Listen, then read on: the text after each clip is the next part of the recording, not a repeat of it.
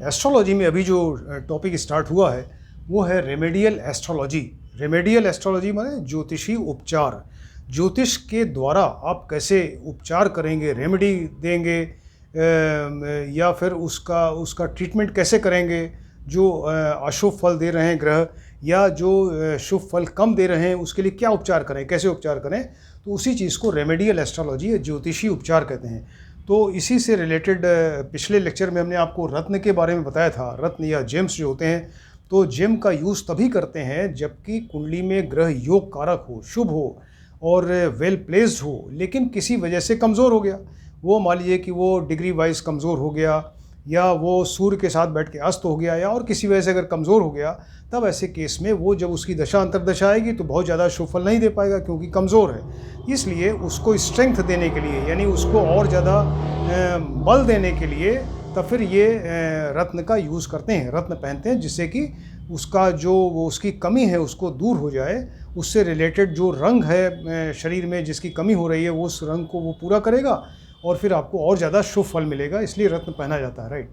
तो रत्न के बारे में आज जो टॉपिक है वो है रत्न का भार, यानी रत्न कितने वेट का पहने, रत्न को हम कैसे नापेंगे कि कितना वेट है उसका, और इसके अलावा कितने वेट का रत्न पहनना चाहिए आदमी को, ये सारी चीज़ें आपको बताएंगे।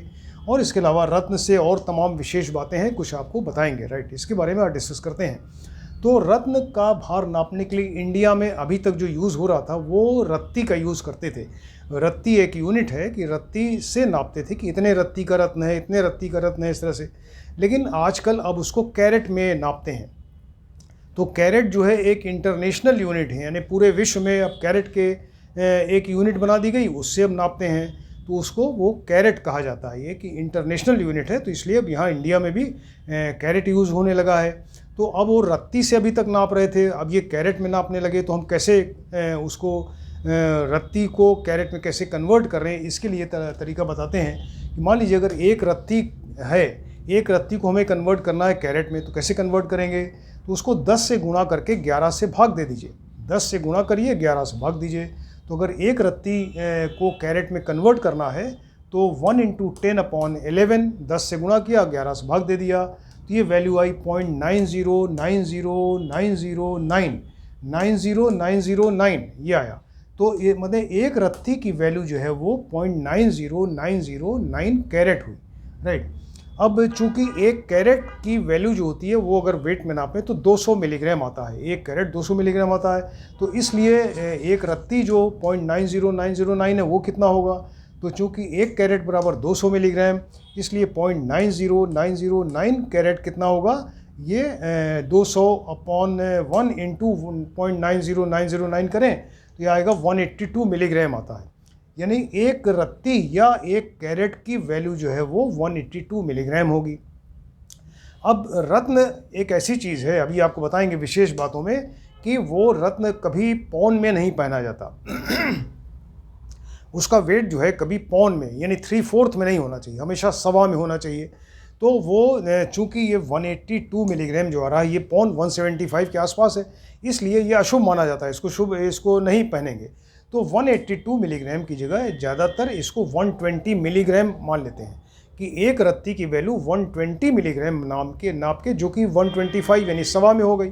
तो 120 मिलीग्राम ज़्यादातर अब जो सुनार हैं यूज़ करते हैं, एक रत्ती को 120 मिलीग्राम मान के तब उसका वेट करते हैं, यानी सवा में 1 and 1/4 इसमें उसकी जो है वैल्यू नापी जाती है। तो ये आपको बताया कि अभी तक एक रत्ती का यूज़ करते थे, अब कैरेट में यूज़ करने लगे। एक रत्ती को कैरेट में कन्वर्ट करने के लिए 10 से गुणा करिए, 11 से भाग दीजिए, तो 0.90909 कैरेट आएगा। एक कैरेट की वैल्यू 200 मिलीग्राम आती है, इसलिए इतना 0.90909 कैरेट बराबर होगा 182 मिलीग्राम। चूँकि ये पौन में आता है तो इसलिए इसको यूज़ न करके उसको 120 मिलीग्राम मान लेते हैं।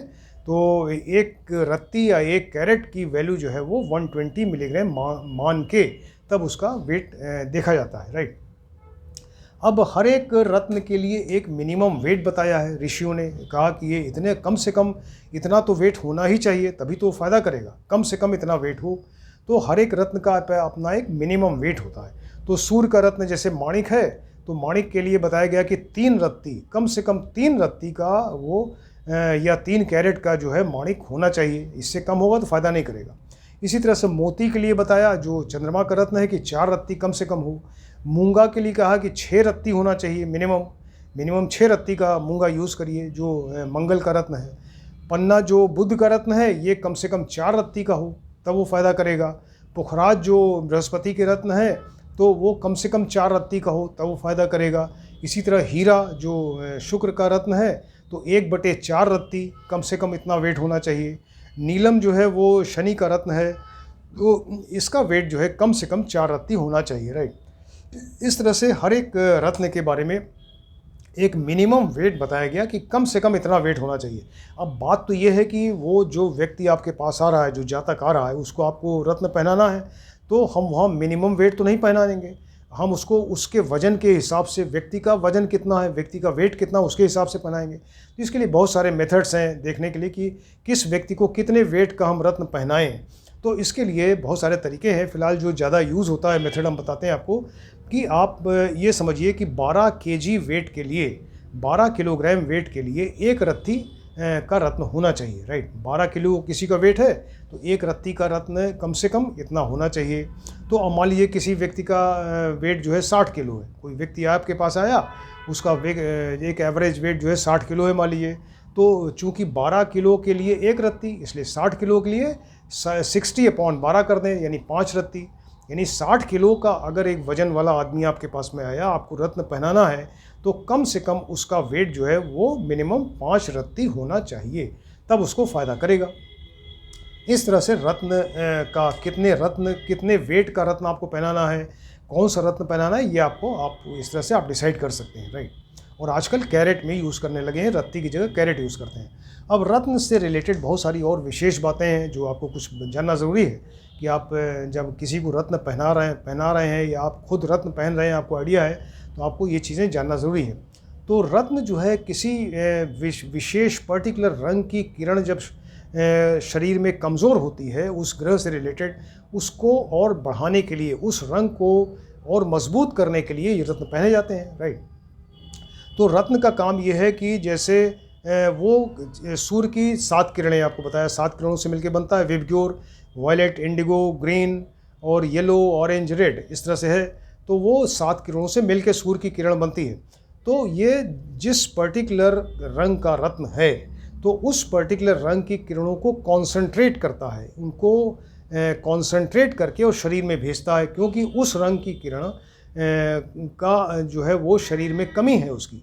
तो उस कमी को पूरा करने के लिए वो रत्न जो है वो उन किरणों को एब्जॉर्व करके और कॉन्सेंट्रेट करके और आपके शरीर में भेजेगा। जब उस चीज़ की हम अंगूठी पहनेंगे तो, राइट, तो वो ग्रह को उससे स्ट्रेंथ मिलेगी, बल मिलेगी, और वो जो योग कारक या शुभ ग्रह है तो उसको वो और ज़्यादा शुभ फल देने लायक हो जाएगा।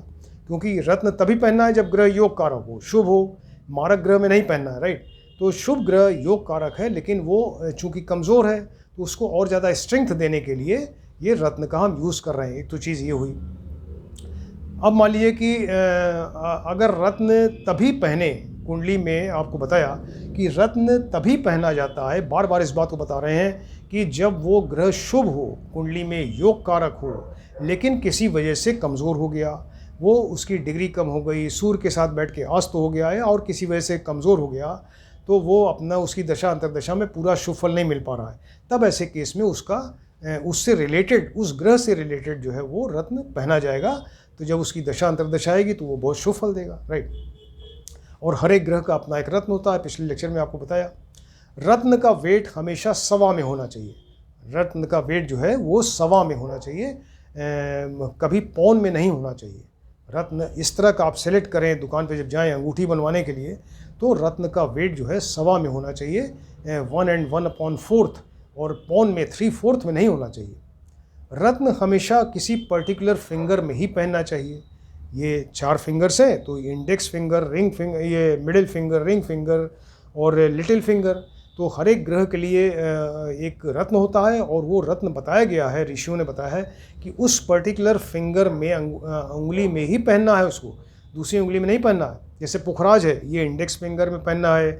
नीलम है या गोमेद है या लहसुनिया है, या राइट, ये इस तरह के जो ग्रह ये रत्न हैं इनको आप मिडिल फिंगर पहने, माणिक को रिंग फिंगर पहने, पुखराज और पुखराज जो है ये लिटिल फिंगर पे, सॉरी ये पन्ना जो बुद्ध का रत्न है एमरल्ड, इसको लिटिल फिंगर पहने, या वो जो आपका ये वाला रत्न है क्या नाम मोती, इसको भी आप जो है लिटिल फिंगर में ही पहने, राइट। तो इस तरह से हर एक फिंगर के लिए एक रत्न अलग बताया गया है और एक पर्टिकुलर धातु बताई गई है, मेटल बताई, जैसे कोई आपने देखा होगा अंगूठी कुछ सोने बनाई जाती है, कोई चांदी बनाई जाती है, कोई अष्ट धातु बनाई जाती है।